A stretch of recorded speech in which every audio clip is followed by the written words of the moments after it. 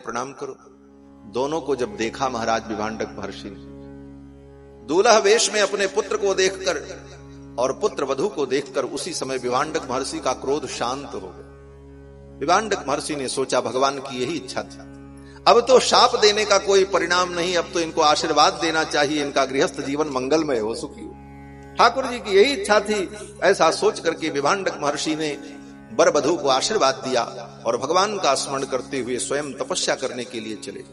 वो श्रृंगी महर्षि हैं जिनका जीवन इतना तपोमय, जिनके जीवन में कोई विकार नहीं। वो आएंगे, उनके द्वारा यज्ञ होगा तो आपको पुत्र की प्राप्ति हो। श्री दशरथ जी महाराज लाव लश्कर लेकर के अपनी तीनों रानियों को लेकर अंगदेश की यात्रा करते। अंगदेश पहुंचे महाराज, रोमपाद ने इनका बड़ा स्वागत किया। एक सप्ताह वहां पर दशरथ जी महाराज अपने परिकरों के सहित रुके। एक सप्ताह बीत जाने पर अपने मन की बात दशरथ जी ने महाराज रोमपाद से कही कि हम क्यों आए हैं। पहले नहीं कही, जाते ही अपने स्वार्थ को प्रकट कर देना ये ठीक नहीं। कुछ दिन आत्मीयता बढ़ी। एक सप्ताह जब हुआ तो दशरथ जी महाराज ने कहा, राजन मैं किसी प्रयोजन से आया हूं। सारी घटना बताई। मुझे यज्ञ करना है और आपके दामाद श्रृंगी को और शांता जी को हम लेने आए। महाराज रोमपाद बड़े प्रसन्न हुए, आदर पूर्वक विदा किया है और श्री दशरथ जी महाराज शांता जी को और श्रृंगी महर्षि को लेकर के आए अयोध्या।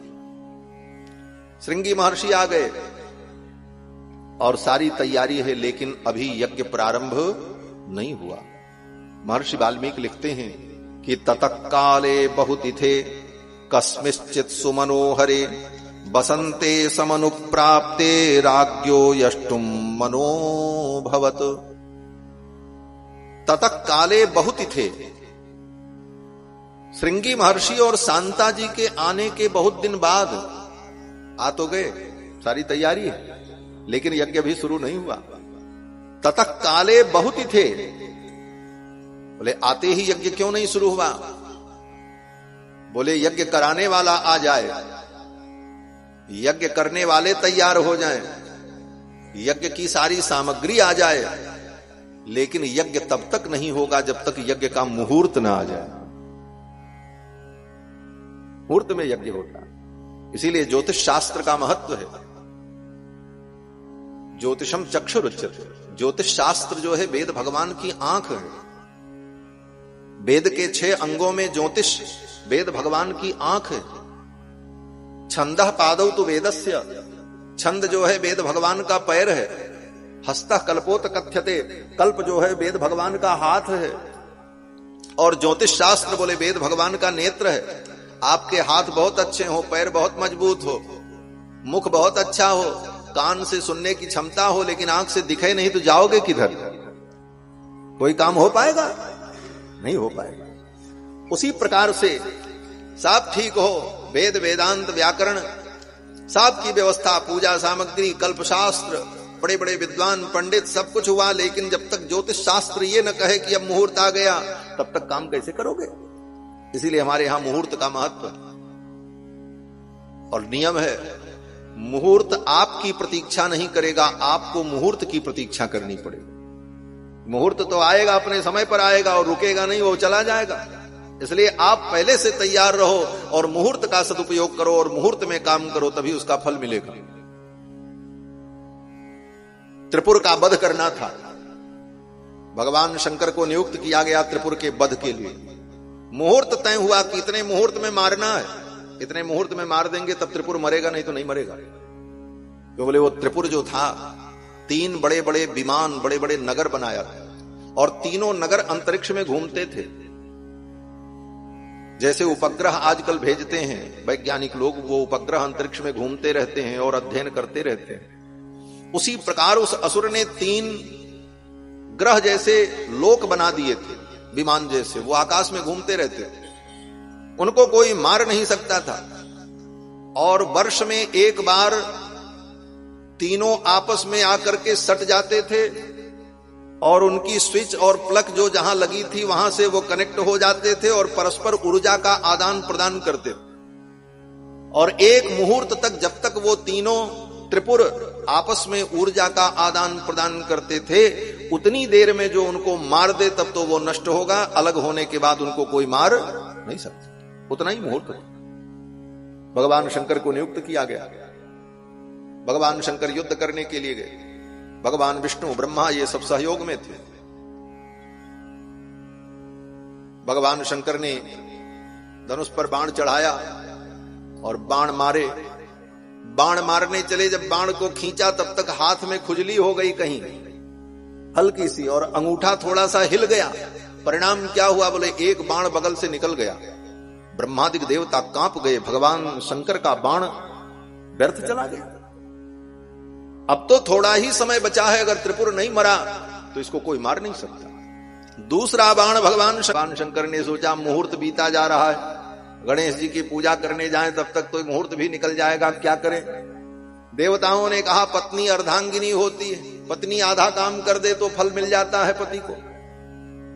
तब भगवान शंकर ने पार्वती से कहा देवी गणेश की पूजा जरा कर दो। पार्वती जी ने देखा गणेश जी उधर खेल रहे थे। पार्वती ने कहा हे रंब, हे गणेश। गणेश जी ने कहा किमंब, क्या बात है? बोले आओ बेटा तुम्हारी पूजा करनी है। गणेश जी आकर के बैठ गए। भगवती पार्वती ने गणेश जी के मस्तक पर तिलक किया और एक मोदक लेकर के गणेश जी की सूंड में रखा। गणेश जी ने मोदक ग्रहण किया और अपने दोनों कान को हिलाया, सारे विघ्न भाग गए। और तब तक भगवान शंकर ने तीसरा बाण मारा, त्रिपुर का ध्वंस हो गया, त्रिपुर नष्ट हो गया। अगर वो मुहूर्त बीत जाता तो त्रिपुर का ध्वंस न होता। तो मुहूर्त होता, मुहूर्त की प्रतीक्षा करनी पड़ती है। मुहूर्त निकल जाए तो फिर काम नहीं होता। श्रृंगी महर्षि आ गए, सब कुछ आ गया, सारी तैयारी हो गई, लेकिन मुहूर्त नहीं आया। दशरथ जी प्रतीक्षा कर रहे हैं। ततः काले बहुतिथे कस्मिश्चित सुमनोहरे बसंते समनुप्राप्ते राज्ञो यष्टुम मनोभवत। बसंत ऋतु आ गई और बसंत ऋतु में सुंदर मुहूर्त आया। यज्ञ प्रारंभ हुआ। यज्ञ जब प्रारंभ हुआ तो 1 वर्ष तक यज्ञ चलता रहा। पुनः प्राप्ते बसंते तु, पुनः बसंत ऋतु जब आई,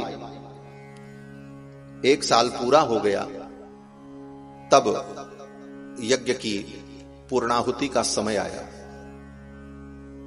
जब पूर्णाहुति का समय आया, अभी तक तो 1 वर्ष तक जो प्रक्रिया चलती है यज्ञ में वो साधारण प्रक्रिया चलती रही। समापन के समय में विशेष अनुष्ठान और विधान होता है पूर्णाहुति में। समापन के अवसर पर श्री दशरथ जी महाराज ने अपने सेवकों से कहा कि मेरे सभी मित्रों को बुलाया जाए, सभी राजाओं को आमंत्रित किया जाए इस यज्ञ में। राजाओं की लिस्ट बनाई जाने लगी, किसको किसको निमंत्रण दिया जाए। तो आपको सुनकर के आनंद होगा कि दशरथ जी महाराज की जो लिस्ट बनी उसमें सबसे पहले मिथिलाधिपति श्री जनक जी का ही नाम लिखा गया। सबसे पहले दशरथ जी महाराज कहते हैं मिथिलाधिपतिम सूरम जनकम सत्यवादिनम तमानय महाभागम त्वय्यमेव सुसस्तम। दशरथ जी महाराज कहते हैं मिथिलाधिपतिम सूरम जनकम सत्यवादिनम। मिथिलाधिपति जो जनक हैं, और जनक जी की विशेषता क्या है? बोले सत्यवादिनम। अगर दशरथ जी सत्यवादी हैं तो श्री जनक जी भी सत्यवादी। और बड़ी अद्भुत बात है आगे की पंक्ति में। श्री दशरथ जी महाराज कहते हैं पूर्वम संबंधिनम ज्ञात्वा, ये हमारे संबंधी हैं। अभी बेटा पैदा नहीं हुआ, लेकिन मानो पहले से ही संबंध की परिकल्पना जागृत हो रही है। पूर्वम संबंधिनम ज्ञात्वा, यहां पूर्वम संबंधिनम ज्ञात्वा का कई अर्थ है। एक अर्थ तो यह है कि जनक जी महाराज इनके पूर्व संबंधी हैं। पूर्व संबंधी यह है कि जनक जी महाराज का कुल और दशरथ जी का कुल एक ही है। वो तो यज्ञ के प्रसंग में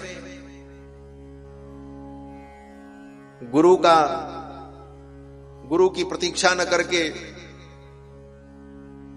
अन्य आचार्यों से यज्ञ करा लेने के कारण वशिष्ठ जी ने इनका पौरोहित्य छोड़ दिया और उनके पुरोहित शतानंद जी हो गए। इस प्रकार से कुल में भेद हुआ। मूलतः दोनों कुल एक ही कुल है। पूर्व संबंधिनम ज्ञात्वा, उस पूर्व संबंध का स्मरण करके दशरथ जी कहते हैं पहले तो जनक जी को निमंत्रण जाए। और दूसरा अर्थ क्या है? बोले संबंधिनम पूर्वम ज्ञात्वा, आगे चल करके ये मेरे संबंधी बनेंगे, मेरे समधि बनेंगे, इस बात को जान करके पूर्वम संबंधिनम ज्ञात्वा। इसलिए दशरथ जी महाराज ने सबसे पहले उनका नाम लिया, पूर्वम संबंधिनम ज्ञात्वा ततः पूर्वम ब्रवीमिते। इसलिए सबसे पहले उन्हीं को निमंत्रण दिया जाता है। बाकी फिर तो काशी नरेश को और भी अनेक अनेक जो राजा थे, केकय राजानम तथा केकय राजानम वृद्धम परम धार्मिकम, केकय नरेश को और भी राजाओं को, सबको जहां जहां संबंध था दशरथ जी का, सबको निमंत्रण पत्र भेजा गया। सभी राजा लोग आए और हमारे यहां तो संत जन कहते हैं कि सब जनक जी महाराज भी जब यज्ञ में अयोध्या पधारे तो उनके मन में भी यही विचार आया कि दशरथ जी के कोई संतान नहीं है और पुत्र की प्राप्ति के लिए ये यज्ञ कर रहे हैं, तो यहां से चलने के बाद मैं भी संतान प्राप्ति के लिए यज्ञ करूं। और श्री जनक जी महाराज ने संतान प्राप्ति के लिए यज्ञ की योजना बनाई, तो दशरथ जी महाराज को तो यज्ञ करना पड़ा। 1 साल तक अश्वमेध यज्ञ चला और उसके बाद पुत्रेष्ट यज्ञ के द्वारा माताएं गर्भवती हुई और फिर 1 वर्ष बीतने पर पुत्र का जन्म हुआ। 2 वर्ष बीत गए तब पुत्र सुख मिला। लेकिन जनक जी महाराज मिथिला में पहुंचकर योजना बनाते हैं कि हम संतान प्राप्ति के लिए यज्ञ करें, और यज्ञ करने का संकल्प भी अभी नहीं किया, मानसिक संकल्प केवल हुआ। और भूमि का शोधन करने के लिए ज्यों ही उन्होंने हल चलाया, तुरंत संतान की प्राप्ति हो गई। दशरथ जी को तो 2 साल प्रतीक्षा करनी पड़ी महाराज। 2 साल यज्ञ शुरू हुआ तो साल भर तक तो यज्ञ ही चला। पुनः पुनः बसंत ऋतु आई, तब यज्ञ पूरा हुआ और तब पुत्र कामेष्टि हुई, तब माताएं अंतर्वतनी हुई। तब बोले उसके बाद कहते हैं 11 महीने बीत ऋतु नाम 60 समत्ययुः, 11 महीने बीत गए, 12वां महीना आ गया, 1 साल पूरा हो गया। निकलते हुए श्रृंगी महर्षि ने कहा कि राजन, अश्वमेध यज्ञ तो पूरा हो गया, अब मैं पुत्र कामेष्टि यज्ञ कराऊंगा जिसके द्वारा तुम्हें पुत्र की प्राप्ति होगी। अथर्वशीर्षि प्रोक्तैर मंत्रैः सिद्धाम विधानतः, अथर्व वेद के मंत्रों के द्वारा पुत्र कामेष्टि यज्ञ होगा और उस यज्ञ के द्वारा आपको पुत्र की प्राप्ति होगी। अब तो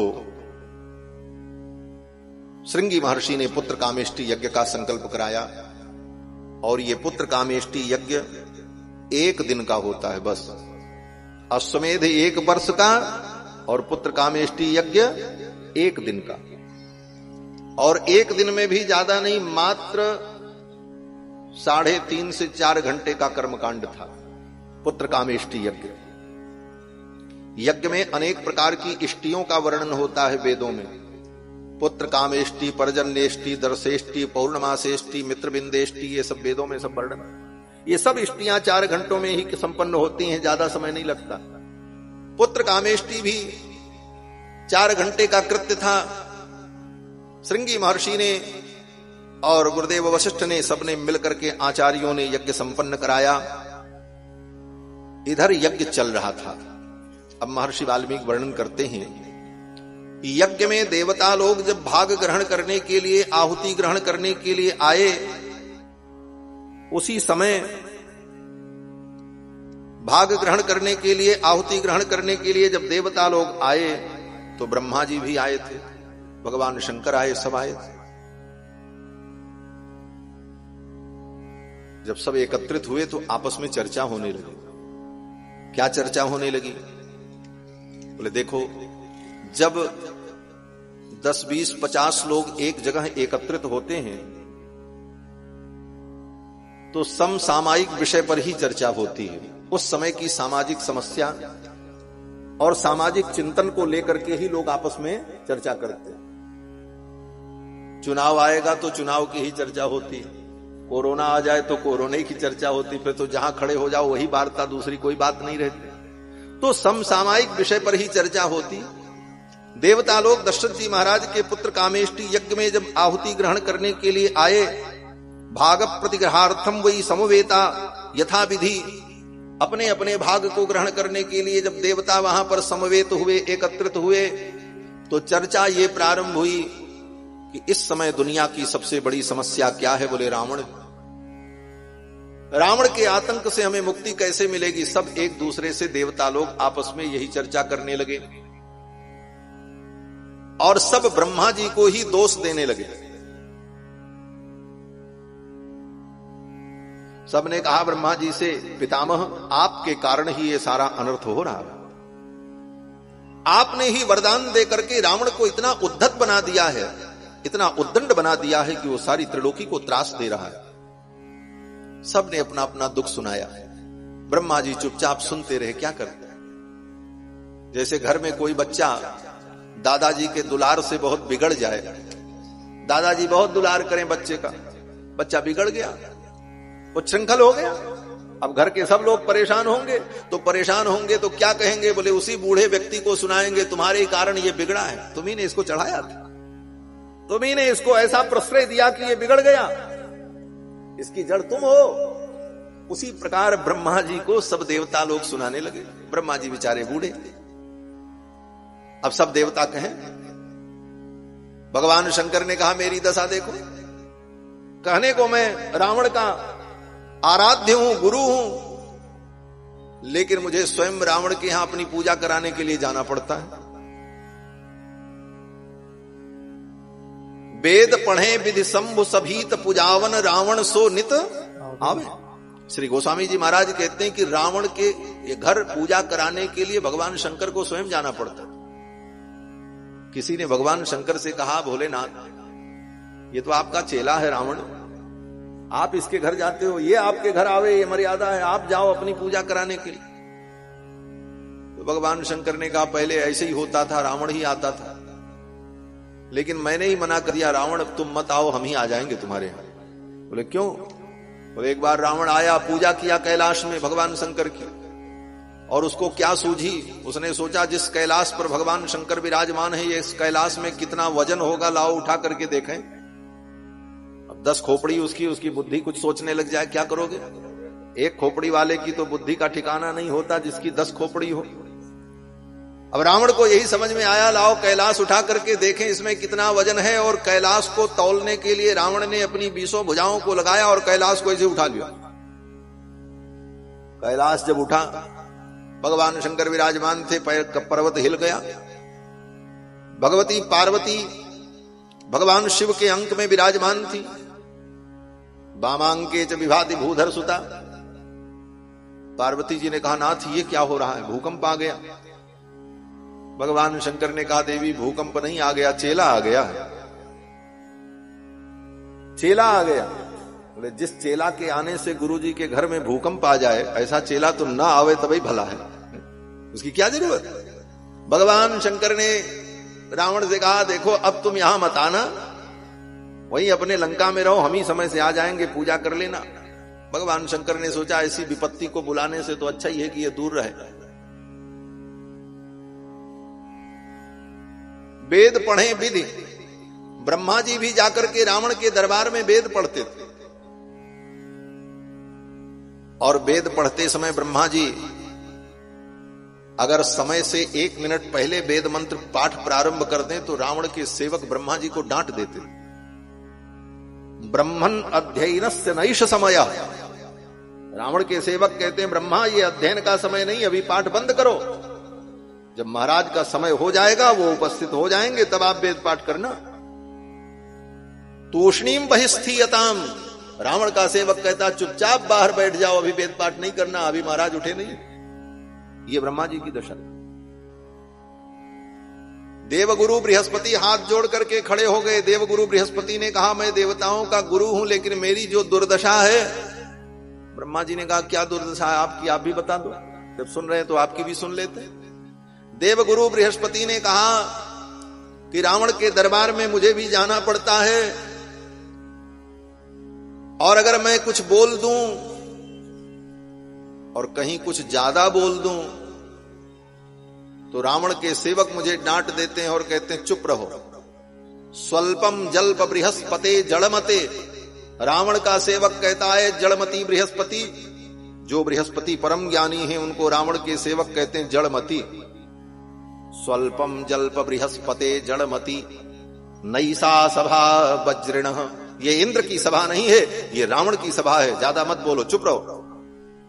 उनके वक्तव्य पर प्रतिबंध लगा दिया जाता। ये रावण का आतंक था हमारा। चंद्रमा ने रो करके कहा हमारी तो बड़ी दुर्दशा है। चंद्रमा को भी बड़ी बोलने की आदत, क्योंकि स्वर्ग में इंद्र के बगल में ही बैठते हैं, इंद्र के बड़े खास मित्र हैं चंद्रमा। उनके सुख दुख में, पाप पुण्य में, सब जगह चंद्रमा साथ में ही रहते हैं, कथा सब मालूम, पक्की दोस्ती। तो चंद्रमा बगल में ही रहते हैं, इसलिए इंद्र के बगल में रह करके कभी कभी कुछ न कुछ अपनी सलाह देते रहते, वही आदत पड़ी। रावण के दरबार में भी चंद्रमा बोल देते, जब बोल देते तो रावण के सेवक चंद्रमा को डांटते, न बोल चंद्र मंद बुद्धि, अय मंद बुद्धि चंद्रमा चुप रहो, न बोल चंद्र मंद बुद्धि, इंद्र की सभा नहीं, ये इंद्र की सभा नहीं है, ये रावण की सभा। ये देवताओं की दुर्दशा थी महाराज। रावण के राज्य में सारे देवता ब्रह्मा जी को सुनाने लगे, नैनम सूर्य प्रतपति पार्श्वे बाति न मारुतः। देवता सूर्य भगवान कहते हैं मैं अपने हिसाब से अपने प्रकाश को लंका में नहीं प्रकट कर सकता, रावण जितना चाहे उतना ही हमको प्रकाश प्रकट करना। नैनम प्रपत सूर्य, सूर्य भगवान तप नहीं सकते थे लंका में। पार्श्वे बाति न मारुतः, वायु देवता ने कहा कि रावण के बगल से गुजरने का मेरा साहस नहीं होता। रावण के बगल से अगर वायु देवता गुजर जाएं और रावण की इच्छा के बिना उसका पीतांबर, उसकी चादर हिल जाए तो क्या मजाल है कि वायु ठीक से रह पाएंगे। वो रावण का आतंक था। सारे देवताओं ने ब्रह्मा जी से जब इस प्रकार कहा, अब ब्रह्मा जी किसी को उत्तर नहीं दे पा रहे, सब यही कह रहे थे सब आपके कारण। आपने उसको ऐसा वरदान दे दिया कि मनुष्य और बंदर को छोड़ करके कोई उसे पराजित कर ही नहीं सकता। इसी कारण से वो सबको त्रास दे रहा है। अब ब्रह्मा जी जब किसी को उत्तर नहीं दे पाए, दुखी हो गए। ब्रह्मा जी के इस दुख को देखकर भगवान से रहा नहीं गया। श्री मानस जी में तो देवताओं ने प्रार्थना की, जय जय सुरनायक जन सुखदायक प्रणतपाल भगवंता। तब भगवान ने कृपा की और भगवान ने कहा डरो मत, मैं अवतार लेकर के इस दुष्ट का विनाश करूंगा। लेकिन ब्रह्मा जी की यहां जो स्थिति हुई, इस स्थिति को देखकर भगवान से रहा नहीं गया। भगवान को दया आ गई, मेरे पुत्र ब्रह्मा की ये स्थिति। ब्रह्मा जी भगवान के परम प्रिय पुत्र हैं, साक्षात पुत्र हैं महाराज। ऐसे तो हम आप सब भगवान के ही पुत्र हैं, वयम अमृतस्य पुत्राः, परंतु ब्रह्मा जी तो साक्षात भगवान के पेट से ही पैदा हुए। उनके मां भी भगवान और पिता भी भगवान। इसीलिए ब्रह्मा जी भगवान की स्तुति करते हुए कहते हैं त्वमेव माता च पिता त्वमेव, त्वमेव बंधुश्च गुरुस्त्वमेव। क्योंकि भगवान से पहले कोई दूसरा गुरु भी नहीं था। ब्रह्मा जी के गुरु भी भगवान ही, भगवान ने ही उनको चारों वेदों का ज्ञान दिया। इनका कोई दूसरा भाई भी नहीं है। इसलिए त्वमेव बंधुश्च सखा त्वमेव, त्वमेव विद्या द्रविणम त्वमेव, त्वमेव सर्वम मम देव देव। ब्रह्मा जी के दुख को देखकर भगवान से रहा नहीं गया। भगवान ने सोचा मुझे चलना चाहिए। उसी समय भगवान उन देवताओं के मध्य में दशरथ जी के पुत्र कामेष्टि यज्ञ में प्रकट हो गए। ये दृश्य दशरथ जी को नहीं दिखाई पड़ रहा है, महर्षियों को नहीं दिखाई पड़ रहा है। ये तो महर्षि वाल्मीकि अपनी दिव्य दृष्टि से देख करके लिख रहे हैं। हसितम भासितम चैव गतिर्यावच्च चेष्टितम तत्सर्वं धर्मवीर्येण यथावत् संप्रपश्यति। महर्षि वाल्मीकि ने यथावत देखा भगवान की इन लीलाओं को, और तब वो वर्णन करते हैं। क्या देखते हैं? बोले एतस्मिन्नन्तरे विष्णुरुपयातो महाद्युतिः। उसी समय भगवान विष्णु उन देवताओं के मध्य में प्रकट हो गए महाद्युति ही, जिनका प्रकाश अद्भुत था, दिव्य था। शंख चक्र गदा पाणि पीतवासा जगतपति ही, शंख चक्र गदा पद्म धारण किए हुए, पीतवासा जगतपति ही, पीतांबर धारण किए हुए जगतपति भगवान नारायण उन देवताओं के मध्य में प्रकट हो गए। और कैसे आए? बोले वैनतेयम समारोह्य, अपने गरुड़ पर बैठकर भगवान आए। वंद्यमान सुरोत्तमई ही, देवताओं ने भगवान की वंदना की, स्तुति की, और सब लोगों ने भगवान के चरणों में प्रणाम किया। और प्रणाम करते हुए सभी देवताओं ने कहा, त्वाम नियोक्षामहे विष्णो लोकानां हितकाम्यया। त्वाम नियोक्षामहे विष्णु, हे विष्णु, हे व्यापक परमात्मा, लोक की मंगल के लिए, लोकहित के लिए रावण का वध अनिवार्य है, और इस कार्य के लिए हम आपसे प्रार्थना करते हैं। नियोक्षामहे, नियोक्षामहे का एक अर्थ यह है कि रावण के वध के लिए आपको हम नियुक्त करते हैं। लेकिन देवताओं का क्या साहस कि वो भगवान को नियुक्त करें? भगवान को कोई नियुक्त करेगा? भगवान को किसी काम के लिए कोई नियुक्त करेगा? भगवान से तो प्रार्थना ही की जा सकती है। तो इस शब्द का अर्थ किया है टीकाकार विद्वानों ने कि देवताओं ने भगवान से कहा, प्रभु हम आपसे प्रार्थना करते हैं कि रावण के वध का आप कोई उपाय करें। उन देवताओं की प्रार्थना सुनकर के भगवान रावणम, केवल रावण को मार देंगे? देवताओं ने कहा, महाराज रावण के मरने से ही काम नहीं चलेगा। रावण से ज्यादा खतरनाक तो रावण का बेटा है। वास्तव में मेघनाथ देवताओं के लिए सबसे बड़ा काल था।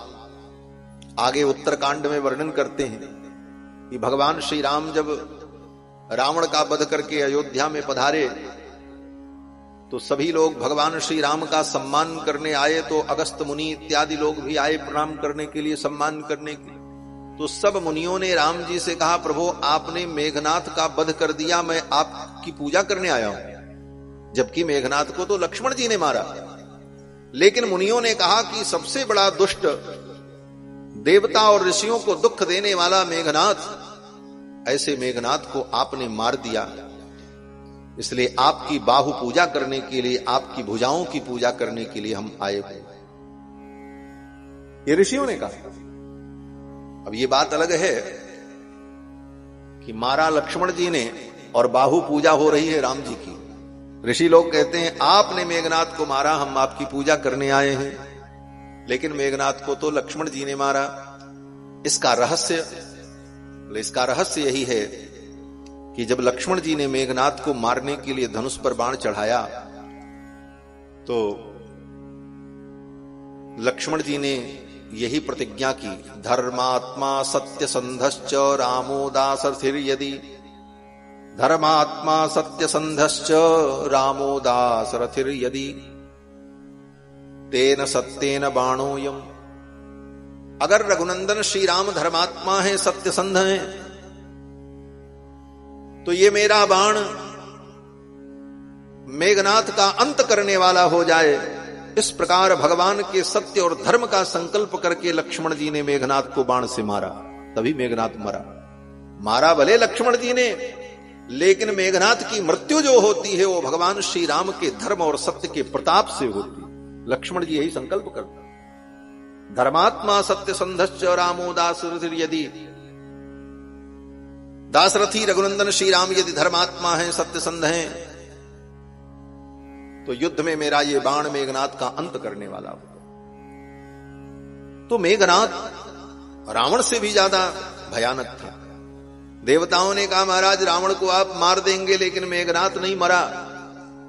रावण के जो पुत्र पौत्र हैं वो नहीं मरे, तो हमारी विपत्ति दूर नहीं होगी। तो भगवान कहते, चिंता मत करो, सपुत्र पौत्रम सामात्यम, रावण के पुत्र को, उसके पौत्र को, उसके नाती पोता को मैं किसी को नहीं छोड़ूंगा, सबको मार डालूंगा। भगवान कहते हैं सपुत्र पौत्रम सामात्यम, उसके जितने आमात्य हैं, मंत्री हैं, किसी को मैं नहीं छोड़ूंगा।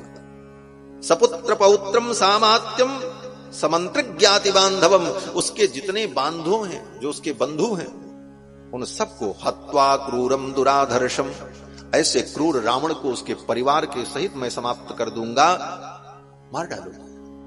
भगवान के इन वचनों को सुनकर के पृथ्वी प्रसन्न हो गई, जो गऊ का रूप धारण करके विराजमान थी, लेकिन कांप रही थी महाराज। वो भूदेवी कांप रही थी, थर थर थर थर चारों पैर कांप रहे थे भूदेवी के। भगवान ने कहा भयम त्यजत, अब निर्भय हो जाओ। भगवान के कहने पर, रावण वध की प्रतिज्ञा करने पर भी भगवती भूदेवी का भय दूर नहीं हुआ। क्यों? बोले देवता तो कभी कभी रावण के आतंक के सिकंजे में पड़ते थे, लेकिन पृथ्वी तो रोज भोगती थी रावण के दुख, रावण के आतंक। रावण चलता था तो पृथ्वी कांपती थी, चलत दशानन डोलत अवनी। तो पृथ्वी तो कांप रही थी रावण के आतंक का स्मरण करके। कांपती हुई पृथ्वी को, भूदेवी को देख करके भगवान ने कहा देवी आप चिंता मत करो, जब तक आपके मन से भय निकल नहीं जाएगा तब तक रावण का वध करने के बाद भी मैं धरा मंडल को छोड़ करके नहीं जाऊंगा, आपके पास ही रहूंगा। 10 वर्ष सहस्राणी 10 वर्ष शतानि च, 11,000 वर्ष तक इसी पृथ्वी पर रह करके बत्स्यामि मानुषे लोके पालयन पृथ्वीम इमाम, इस पृथ्वी का पालन करने के लिए 11,000 वर्ष तक मैं यहीं रहूंगा। जब तक पृथ्वी के हृदय से भय दूर नहीं हो जाएगा तब तक मैं नहीं जाऊंगा। जैसे किसी व्यक्ति को किसी चीज से भय लग जाए, कभी आपने देखा होगा कोई बच्चा किसी भयानक चीज से डर जाता है, वो भयानक चीज हटा दी गई, उसके बाद भी वो रोता है और डरता रहता है। बहुत देर तक माता पिता उसे हृदय से लगा करके चिपका करके बैठे रहते हैं, तब कुछ देर बाद जाकर के कहीं धीरे धीरे वो नॉर्मल होता है। उसी प्रकार रावण के आतंक से पृथ्वी इतनी त्रस्त हो चुकी थी। भगवान ने विचार किया रावण के वध के पश्चात भी पृथ्वी को भय बना ही रहेगा, इसलिए कुछ दिनों तक मुझे रह करके पृथ्वी के भय का निराकरण करना होगा। इसलिए भगवान कहते हैं 10 वर्ष सहस्राणी 10 वर्ष शतानि च, बत्स्यामि मानुषे लोके पालयन पृथ्वीम इमाम, इस पृथ्वी का पालन करने के लिए 11,000 वर्ष तक मैं यहीं रहूंगा। देवताओं ने कहा महाराज आप कहां प्रकट होंगे, कैसे प्रकट होंगे? भगवान ने कहा बस ये दशरथ जी जो यज्ञ कर रहे हैं ना, इसीलिए मैं आया हूं, इनको मैं अपना पिता बनाने जा रहा हूं और इन्हीं का पुत्र बन करके मैं प्रकट होने जा रहा हूं। ऐसा कह करके भगवान नारायण उन देवताओं के मध्य से अंतर्धान हो गए, और अंतर्धान होकर के कहां गए? बोले जो यज्ञ चल रहा था उसी यज्ञ कुंड में भगवान प्रवेश कर गए, और तब तक इधर श्रृंगी ऋषि ने आहुति प्रदान की, तब तक प्राजापत्य पुरुष अग्नि देवता चरु लेकर के प्रकट हो गए। भगति सहित मुनि आहुति दीने, भगति सहित मुनि आहुति दीने, प्रगटे अग्नि चरु कर लीने, प्रगटे अग्नि चरु कर लीने। जो वशिष्ठ कछु हृदय विचारा, जो वशिष्ठ कछु हृदय विचारा, सकल काज भाषित तुम्हारा, सकल काज भाषित तुम्हारा। यह अभिबाटते उन पे जाई, यह अभिबाटते उन पे जाई, यथा जोग जे भाग्य बनाई, यथा जोग जे भाग बनाई। तब अदृश्य भय पाप के सकल सभई समझाई, तब अदृश्य भय पावक सकल सभई समझाई। परमानंद मगन पे हर्ष न हृदय समाई, परमानंद मगन पे हर्ष न हृदय समाई, हर्ष न हृदय समाई, हर्ष न हृदय समाई। गुरुदेव श्रृंगी महर्षि ने आहुति प्रदान की, प्राजापत्य पुरुष चरु लेकर के प्रकट हो गए। उस प्राजापत्य पुरुष को देखकर दशरथ जी महाराज ने और सभी लोगों ने प्रणाम किया। उस प्राजापत्य पुरुष ने उस चरु को, पायस को दशरथ जी को दिया और कहा कि इदम तो नृपसार्दूल पायसम देव निर्मितम। हे राजन, इदम तो पायसम, ये जो पायस है देव निर्मितम, ये देवताओं के द्वारा निर्मित है। ये तो सीधा सीधा अर्थ है। इदम तो नृपशार्दूल पायसम देव निर्मितम, ये देवताओं के द्वारा निर्मित जो पायस है इसे आप ग्रहण करो। प्रजाकरम गृहाण त्वम धान्यमारोग्य वर्धनम, धन आरोग्य और पुत्र का संवर्धन करने वाला ये दिव्य पायस, इसे ग्रहण करो। प्रजाकरम गृहाणत्व। हमारे संत जन आचार्य जन कहते हैं कि अग्नि देवता ने उस प्राजापत्य पुरुष ने कहा कि इदम तु नृपशार्दूल पायसम, ये जो पायस है ये दूध चीनी और चावल से नहीं बना है। पायस कैसे बनता है? बोले दूध डालो, चावल डालो, चीनी डालो तो तीनों मिलाकर के पक जाए तो वही पायस होता है। तो दुग्ध निर्मितम, शर्करा निर्मितम, तंडुलेन निर्मितम, कहते नहीं देव निर्मितम। ये दूध चावल और चीनी से बना हुआ पायस नहीं है, अपितु देव निर्मितम, स्वयं देवाधिदेव भगवान ही पायस बन गए हैं। देव निर्मितम, स्वयं देवाधिदेव भगवान हरि ही पायस के रूप में है। देव निर्मितम। और इस पायस को ग्रहण करो। प्रजाकरम गृहाणत्वम, और फिर उस पायस को लेकर महाराज दशरथ ने अपनी तीनों रानियों को दिया। गुरुदेव की अनुमति से आधा पायस महारानी कौशल्या को दे दिया, आधे का आधा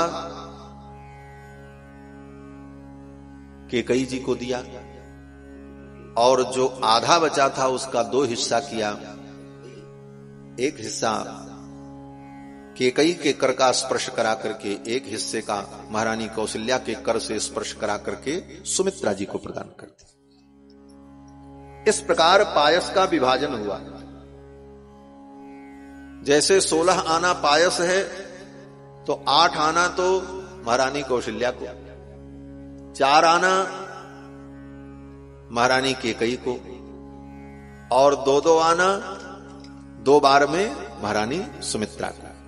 अब इतने ही से समझ लो, राम जी 8 आने से, भैया भरत 4 आने, और लक्ष्मण शत्रुघ्न 2। इस प्रकार पायस का विभाजन हुआ, और पायस के ग्रहण करने से तीनों रानियां अंतर्वत हुई। यही भगवान के प्रादुर्भाव का दिव्य गर्भाधान है। भगवान के प्राकट्य के लिए भौतिक गर्भाधान, प्राकृतिक गर्भाधान से भगवान का प्रादुर्भाव नहीं होता, क्योंकि भगवान दिव्य हैं। उन दिव्य की लीला में सब कुछ दिव्य होता है। इसलिए यह गर्भाधान भी दिव्य था। पायस के भक्षण मात्र से तीनों रानियां अंतर्वतनी हो गईं, और भगवान उनके गर्भ में आ गए। और भगवान जब गर्भ में आए उसी समय से परम आनंद हो गया महाराज अयोध्या में। जा दिन ते हरि गर्भ ही आए, जा दिन ते हरि गर्भ ही आए, सकल लोक सुख संपत्ति छाए, सकल लोक सुख संपत्ति छाए। मंदिर मह सब राज ही रानी, मंदिर मह सब राज ही रानी। शोभाशील तेज की खानी, शोभाशील तेज की खानी। सुख जुत कछुक काल चली गया हूँ, सुख जुत कछुक काल चली गया हूँ। जय प्रभु प्रकट सो अवसर भयऊ, जय प्रभु प्रकट सो अवसर भयऊ। जा दिन ते हरि गर्भ ही आए, जा दिन ते हरि गर्भ ही आए, जा दिन ते हरि गर्भ ही आए। भगवान जिस दिन से गर्भ में आए, सकल लोक सुख संपत्ति छाए। सारी दुनिया में सुख संपत्ति और समृद्धि छा गई। मानो संपूर्ण प्रकृति भगवान का स्वागत करने के लिए तैयार हो गई। ठाकुर आ रहे हैं, हमारे आराध्य आ रहे हैं। अपने आराध्य के स्वागत के लिए प्रकृति पूर्ण सज्ज हो गई, तैयार हो गई। जैसे भागवत जी में वर्णन है, भगवान के जब प्रकट होने का समय आया, उसके पहले तो सब गड़बड़ था महाराज। क्या गड़बड़ था? वर्षा हो रही थी, बिजली चमक रही थी, जोर जोर की हवाएं चल रही थी, बड़ा भयावह वातावरण था मथुरा मंडल में। लेकिन भगवान के जब प्रकट होने का समय आया तो श्री सुखदेव जी कहते हैं कि अथ सर्वगुणोपेत काल परम शोभन, परम सुंदर काल आ गया। बवु वायु सुख स्पर्श, सुखद स्पर्श प्रदान करने वाली वायु प्रवाहित होने लगी। अग्नयश्च द्विजातीनां शांतास्तत्र समिन्धत, ब्राह्मणों के घर में जो पवित्र अग्निहोत्र की अग्नि थी वो अपने आप प्रज्वलित हो गई। सरोवर में कमल खिल गए, नदियों का जल निर्मल हो गया, नद्य प्रसन्न सलिला। संपूर्ण प्रकृति भगवान का स्वागत करने के लिए मानो तैयार हो। यहां भी भगवान गर्भ में आए और भगवान के प्रकट होने का जब समय आया, संपूर्ण प्रकृति आनंदित हो गई, भगवान के स्वागत के लिए तैयार हो। और इधर ब्रह्मा जी महाराज ने जाते जाते देवताओं से कहा कि भगवान जब अयोध्या में प्रकट होने जा रहे हैं, भगवान परम पुरुष लोक मंगल के लिए, लोक कल्याण के लिए नारायण नर बनने जा रहे हैं, तो हम देवता लोग उनकी सेवा के लिए बानर ही बन जाएं। उनकी सेवा के लिए हमें बानर बनकर के चलना चाहिए। बानर तनु धर धरि मही हरिपद सेवहु जाए। ब्रह्मा जी ने देवताओं से कहा, सब लोग अपने अपने अंश से बानरों को प्रकट करो और भगवान की लीला में सहयोग करो। लेकिन देखो, दूसरे को उपदेश करने के पहले व्यक्ति को स्वयं उपदेश का पालन करना चाहिए। अगर आप स्वयं उपदेश का पालन नहीं करते और दूसरे को उपदेश देते हैं तो उपहास के पात्र बन जाएंगे। कहते हैं, पर उपदेश कुशल बहु तेरे, जे आचरहि ते नर न घनेरे। लेकिन ब्रह्मा जी ऐसे नहीं है। ब्रह्मा जी उपदेश देने के पहले कहते हैं कि पूर्वमेव मया सृष्टो जाम्बवान वृक्षपुंगवः। ब्रह्मा जी कहते, मैंने पहले ही अपने अंश से जाम्बवान नाम के वृक्ष को प्रकट कर दिया है। अब तुम लोग भी अपने द्वारा बानरों को प्रकट करो। केवल उपदेश नहीं करते, काम करने के बाद कहते हैं। जामवंत जी कहते, हमने पहले ही अपने अंश से जाम्बवान नाम के वृक्ष को प्रकट किया है। जृंभमाणस्य सहसा मम वक्त्रात् अजायत, मैं जम्हाई ले रहा था तो मेरी जम्हाई के समय मेरे मुख से ही जाम्बवान का प्रादुर्भाव हुआ। मैंने अपने अंश से जाम्बवान को प्रकट कर दिया। अब तुम लोग भी अपने द्वारा पराक्रमी बानरों को अपने अपने अंश से उत्पन्न करो जो भगवान की सेवा में संलग्न हो। श्री जामवंत जी महाराज ब्रह्मा जी के द्वारा प्रकट होते हैं, ब्रह्मा जी के अवतार ही हैं। पुरखाते सेवक भय हरते भय हनुमान। श्री गोस्वामी पाद कहते हैं कि पुरखाते सेवक भय, जो पुरखा हैं सबके ब्रह्मा जी, वो भगवान के सेवक बनकर के आए। क्यों? बोले, जान राम सेवा सरस, जान राम सेवा सरस। भगवान श्री राम की सेवा बड़ी सरस है, भगवान के कैंकर्य में बड़ा सुख है। इस बात का अनुभव करके पुरखाते सेवक भय, ब्रह्मा जी ही जामवंत जी के रूप में प्रकट हुए और बानरों को आदेश दिया, वो देवताओं को आदेश दिया, आप लोग भी अपने अपने अंश से प्रकट करो। देवराज इंद्र ने अपने अंश से बाली को प्रकट किया, सूर्य भगवान ने सुग्रीव को प्रकट किया, अग्नि देवता ने नल को प्रकट किया। इस प्रकार से नल नील, गवय गवयाक्ष, गंधमादन और सुषेण, ये सब जो बड़े बड़े बानर थे, इन बानरों को देवताओं ने अपने अपने अंश से प्रकट किया और सब यत्र तत्र समावृता राम सहाय हेतोः, भगवान श्री राम की सहायता के लिए सब एक जगह एकत्रित हो गए। कहां? बोले, किष्किंधा में। और सब प्रतीक्षा कर रहे हैं, ठाकुर आएंगे तो उनकी लीला में हम सहयोग करेंगे, आनंद का अनुभव होगा। इस प्रकार तो इधर ये सब हुआ। और अयोध्या में, बोले अयोध्या में यज्ञ पूर्ण होने के बाद माताओं के अंतर्वतनी होने के बाद 1 वर्ष जब बीत गया, तब भगवान के प्रकट होने का समय आया। महर्षि वाल्मीकि कहते हैं कि ततो यज्ञे समाप्ते तु ऋतूनाम षट्समत्ययुः। ततो यज्ञे समाप्ते तु, यज्ञ की समाप्ति होने पर 6 ऋतुएं बीत गईं। साल में 6 ऋतु होती, 6 ऋतु बीत गई, पूरा 1 साल बीत गया। ततश्च द्वादशे मासे, 12वां महीना आ गया, तब भगवान के प्रकट होने का समय हुआ। ततश्च द्वादशे मासे चैत्रे नवमिके तिथौ, चैत्र महीना की 9वीं तिथि को भगवान प्रकट होते। कितना दिन बाकी था? बोले चैत्र की पूर्णिमा को पुत्र कामेष्टि यज्ञ हुआ था, और चैत्र की पूर्णिमा को पुत्र कामेष्टि यज्ञ में माताओं ने चरु पायस भक्षण किया, गर्भवती हुई। और फिर 1 साल बीत गया, 9वीं आ गई, केवल 5 दिन बचा है 1 साल पूरा होने में। 11 महीने 24 दिन तक भगवान गर्भ में रहे। ऋतु नाम षट्समत्ययुः।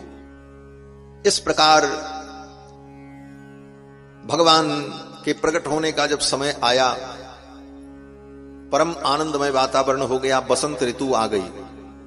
बसंत ऋतु में यज्ञ प्रारंभ हुआ, बसंत में समाप्त हुआ। फिर जब बसंत ऋतु आई तो बसंत ऋतु में भगवान प्रकट हो। ये बसंत ऋतु में भगवान क्यों प्रकट होते हैं? कहते हैं बसंत ऋतु भगवान का ही स्वरूप है।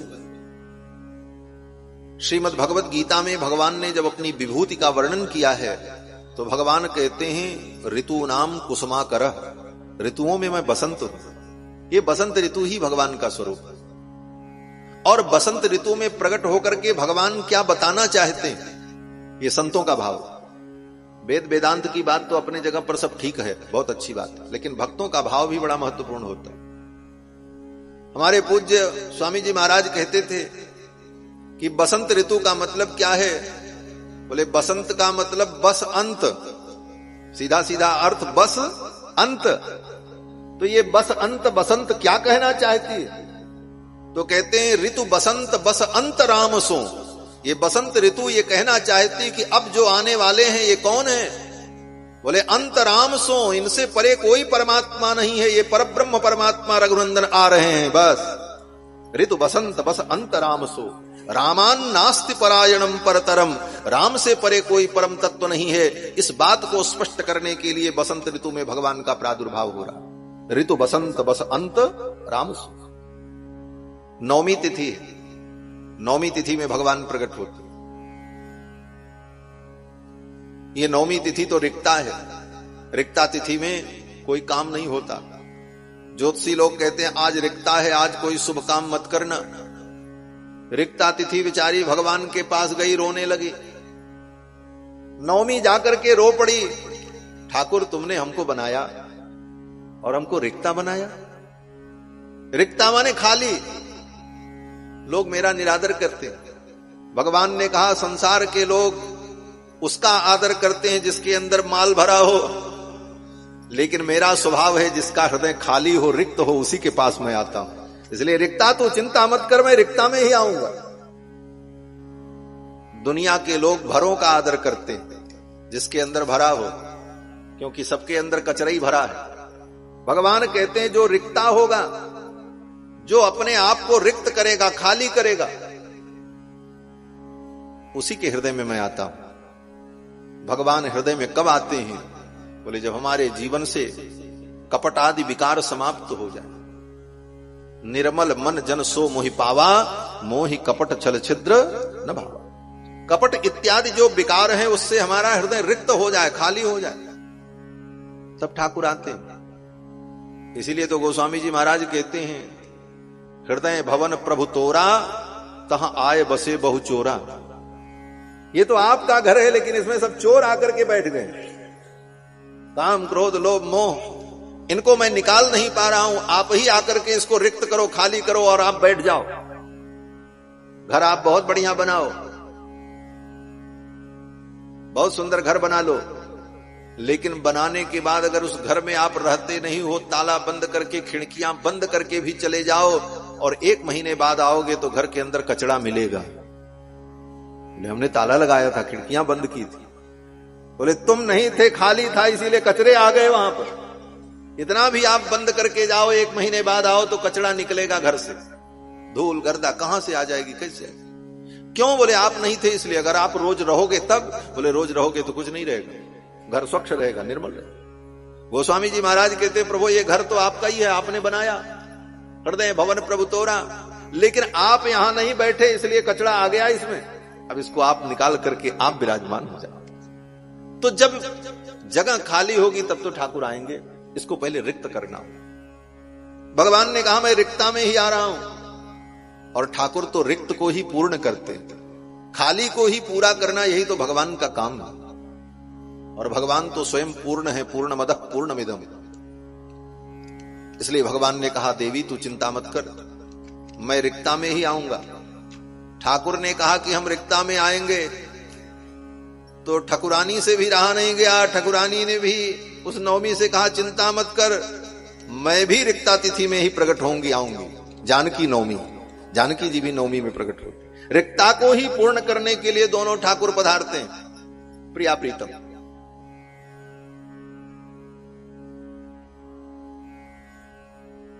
नवमी तिथि मंगलवार दिन सारे विश्व का मंगल करने के लिए भगवान आ रहे हैं। मंगल भवन आ रहे हैं, मंगल भवन अमंगल हारी, इसलिए मंगलवार दिन। और मधुमास, नवमी तिथि मधुमास पुनीता, नवमी तिथि है और मधुमास है। ये नवमी और मधु का बड़ा सुंदर संबंध है। नव और मधु, वेदों में प्रार्थना की गई परमात्मा से, हे परमात्मा संपूर्ण प्रकृति को आप मधुमय बना दो, मधुर बना दो। और कितनी बार प्रार्थना की? बोले 9 बार प्रार्थना की। एक ही मंत्र में 9 बार मधु शब्द का उच्चारण करके वेदों में भगवान से संपूर्ण प्रकृति को मधुमय और मंगलमय बनाने की प्रार्थना की गई। मधुपातारितायते मधुक्षरंत सिंधवः माध्वीर्न संतोखदीहि मधुनक्तमुतोखसो मधुमत्पार्थिवः गुंग्रजः मधुद्यौरस्तुनः पिता मधुमान्नो वनस्पतिर्मधुमाम् अस्तु सूर्यः माध्वीर्गावो भवन्तु नः। इस मंत्र में 9 बार मधु शब्द का उच्चारण करके संपूर्ण प्रकृति को मंगलमय आनंदमय बनाने की प्रार्थना की गई। मधुपातारितायते, वायु सुंदर मधु प्रवाहित, मधुर हो। मधुक्षरंति सिंधवः, नदियों का जल मधुर हो। माध्वीर गावो भवन्तु न, हमारी गायों का दुग्ध मधुर हो। ये सब प्रार्थना वेदों में की गई। तो संपूर्ण प्रकृति मधुमय हो जाए, ये 9 बार जो प्रार्थना की गई, उसी प्रार्थना के फल स्वरूप मानो परमात्मा सारी सृष्टि को मंगलमय मधुमय बनाने के लिए प्रकट हो रहे हैं। इसलिए नवमी तिथि मधुमास पुनीता, नवमी तिथि मधुमास पुनीता। शुक्ल पक्ष, भगवान शुक्ल पक्ष में प्रकट हुए। शुक्ल पक्ष, शुक्ल माने साफ, सीधा सीधा अर्थ है शुक्ल का साफ, स्वच्छ, जिसमें कोई कालुष्य न हो, कालिमा न हो। ऐसे शुक्ल पक्ष में भगवान प्रकट हो रहे हैं। भगवान कहते मैं आऊंगा और मैं तुम्हारे पक्ष में खड़ा होने को तैयार हूं, लेकिन तय तुम्हें करना है कि तुम्हारा पक्ष शुक्ल हो। अगर तुम्हारा पक्ष जो है शुक्ल नहीं है तो मैं गलत का पक्ष कभी नहीं लेता। भगवान कहते मैं तो शुक्ल पक्ष को ही ग्रहण करता हूं, क्योंकि राम जी है मर्यादा पुरुषोत्तम। कृष्ण भगवान तो लीला पुरुषोत्तम है, वो तो कुछ भी कर सकते, लेकिन ठाकुर जी की मर्यादा तो बड़ी अद्भुत है। ऐसे सुंदर सारे संजोग बने और फिर देवता लोग आए गर्भ की स्तुति करने के लिए। प्रोद्यमाने जगन्नाथम सर्वलोक नमस्कृतम, प्रोद्यमाने जगन्नाथम, भगवान जगन्नाथ प्रकट होने जा रहे हैं। ये सोचकर सभी देवता आए, और सभी लोगों के अधिदैवत आए भगवान की स्तुति करने की, और सबने प्रणाम किया, स्तुति की। सुर समूह विनती करी पहुंचे निज निज धाम, जग निवास प्रभु प्रगटे अखिल लोक विश्राम। जग निवास शब्द का प्रयोग इसीलिए किया गोस्वामी जी ने, क्योंकि यहां पर वाल्मीकि जी ने जगन्नाथ शब्द का प्रयोग किया। वाल्मीकि तुलसी भयो, तो जब पाठ करो दोनों का तो फिर बड़ा ऐसा लगता है कि कितनी बातें जुड़ी हुई हैं कहां कहां से। यहां कहते हैं प्रोद्यमाने जगन्नाथम सर्वलोक नमस्कृतम, भगवान जगन्नाथ प्रकट होने जा रहे हैं। सभी देवताओं ने आकर के स्तुति की, नमस्कार किया, और नमस्कार करके देवता लोग गए। सुर समूह विनती करी पहुंचे निज निज धाम। हमारे पूज्य आचार्य चरण कहते थे कि ये देवता लोग बड़े अभागे थे। बोले क्यों? बोले भगवान के प्रकट होने का समय आया तो अपने घर चले गए। अरे रहना चाहिए है? सुर समूह विनती करी पहुंचे निज निज धाम। अरे राम जी प्रकट होने जा रहे हैं, तुम अयोध्या में रहो, दर्शन करो, ऐसी दिव्य अनुभूति का, और चले गए। अरे अयोध्या में लोग कहां कहां से राम जन्म पर आते हैं, और जिस दिन राम जी का जन्म होता है, जन्मोत्सव मनाया जाता है, उस दिन ब्रह्मांड के 68 करोड़ तीर्थ अयोध्या में आ जाते हैं। जेहि दिन राम जन्म श्रुति गावहि तीर्थ सकल तहां चली आवहीं। राम जन्म महोत्सव के दिन ब्रह्मांड के 68 करोड़ तीर्थ अयोध्या में रहते हैं। उस दिन राम नवमी के पावन पर्व पर जो व्यक्ति अयोध्या में पहुंचकर सरयू में एक डुबकी लगा ले तो 68 करोड़ तीर्थों में स्नान करने का फल उसे एक दिन में मिल जाता है। यह अयोध्या की महिमा। और ऐसे पावन अवसर पर, ऐसे पवित्र अवसर पर ये देवता अयोध्या छोड़ करके चले गए। सुर समूह विनती करी पहुंचे निज निज धाम। तब तो इनका बड़ा दुर्भाग्य रहा होगा। पूज्य आचार्य चरण कहते हैं देवता लोग कहां गए? बोले निज निज धाम, अपने अपने धाम में गए। इन देवताओं का निज धाम क्या है? बोले इनका दो धाम है, एक तो निज धाम और एक सामान्य धाम। तो सामान्य धाम जो देवताओं का है वो तो ब्रह्मलोक, वरुण लोक, इंद्रलोक इत्यादि जो है वो है। और निज धाम क्या है? बोले भगवान के तत्त अंगों में देवता सदा निवास करते हैं, ये भगवान ही उनके निज धाम है। चंद्रमा कहां रहता है? बोले भगवान के मन में, सूर्य भगवान भगवान के नेत्रों में, अग्नि देवता भगवान के मुख में। वेद कहते हैं ब्राह्मणोस्य मुखमासीत् बाहु राजन्यकृतः ऊरु तदस्य जद वैश्य पदभ्याम शूद्रो अजायत चंद्रमा मनसो जातश्च चक्षुः सूर्यो अजायत श्रोत्राद् वायुश्च प्राणश्च मुखाद् अग्निरजायत। ये वेदों में जो सारी बातें कही गई कि ये देवता भगवान के तत्त अंगों में निवास करते हैं, ये इनका निज निवास है, अस्थाई निवास है। और इस अस्थाई निवास को अगर ये भूल जाएं तो इनको भी दुख भोगना पड़ता है। गोस्वामी जी महाराज कहते हैं बिछुड़े शशि रवि मन नयनन ते गगन गमन गति तेरो। चंद्रमा भगवान के मन से बिछुड़ गया, सूर्य भगवान के नेत्र से बिछुड़ गए। परिणाम क्या हुआ? बोले भगवान से अलग होने का परिणाम, बोले सूर्य को आज भी चक्कर लगाना पड़ता, चक्कर में पड़ गए। भगवान को छोड़ोगे तो चक्कर में पड़ना ही पड़ेगा। चंद्रमा भगवान के मन से अलग हुए, आज भी चक्कर काटना पड़ रहा है। उसके बाद भी शांति नहीं। तह रिपु राहु बड़ेरो, वहां भी राहु इनको ग्रस्ता है जाकर। आगे गोस्वामी जी महाराज कहते हैं यद्यपि अति पुनीत सुर सरिता त्योपुर सुजस घनेरो। यद्यपि गंगा परम पुनीत हैं, उनकी महिमा का वर्णन किया जाता है। यद्यपि अति पुनीत सुर सरिता त्योपुर सुजस घनेरो, तीनों लोकों में इनका सुयश है, लेकिन भगवान के चरणों से अलग होने का परिणाम, बोले आज भी इनका बहना बंद नहीं हुआ, बह रहे हैं, जा रहे हैं। बहिबो ताही केरो, आज भी उनका बहना बंद नहीं। तो भगवान से विलग होने का परिणाम तो ऐसा ही होता है। इसलिए देवता कहीं भगवान से विलग नहीं हो रहे हैं। कहां जा रहे हैं? बोले निज निज धाम, अपने अपने धाम में चले गए। चंद्रमा भगवान के मन में जाकर के बैठ गए। पहले तो सब देवताओं ने स्तुति की, और स्तुति करने के बाद वे सभी देवता भगवान के तत्त अंगों में जाकर के विराजमान हो गए। चंद्रमा मन में जाके विराजमान हो गए, सूर्य भगवान नेत्रों में विराजमान हो गए, अग्नि देवता मुख में विराजमान हो गए। अब भगवान के प्रकट होने का समय आया। सर्वदेवमयो हरि ही, सर्वदेवमय परमात्मा प्रकट होने जा रहे हैं। इसीलिए हमारे वैष्णवाचार्य कहते हैं कि भगवान की भक्ति करने पर सबकी पूजा हो जाती है। ठाकुर की पूजा करो, उनकी भक्ति करो, फिर अलग अलग किसी देवता की पूजा करने की जरूरत नहीं है। जैसे जड़ में पानी डालने पर पत्ती में, डाली में, सब जगह पानी पहुंच जाएगा, उसी प्रकार भगवान की भक्ति करने पर, भगवान की पूजा करने पर 33 कोटि देवताओं की पूजा स्वतः हो जाती है, क्योंकि सब भगवान के ही अंदर हैं। भगवान